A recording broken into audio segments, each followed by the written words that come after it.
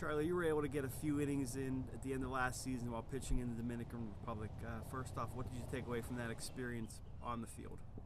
On the field, it was really beneficial to go down and get a few more innings against a pretty good competition. I mean, there were a lot of guys that I've heard of, even growing up playing baseball. There were some guys down there, older guys, and some of the younger guys that I played against in the big leagues and double and triple A, I remember. But it was really good to go down and get some more innings and pitch well. Off the field, when you go to a country like the Dominican Republic, does it make you appreciate what we have here in the United States and how good of a life that we have here when you see some of the things that you saw in the Dominican Republic? Yeah, well, I knew that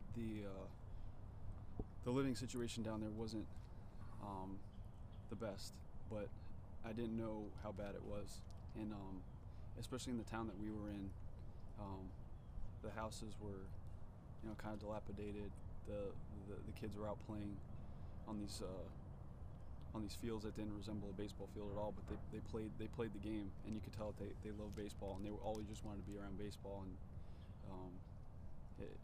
after games, little kids would just come up and ask for food or water, and that's it's just different. And I mean, we're not used to that here, so it was an eye opener.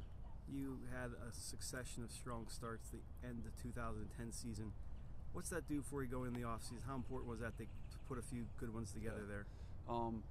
I think in September, and that started in October, even if the results weren't exactly where I wanted to be, I might have given up a few runs. That I had an outing in St. Louis where I gave up 4 runs.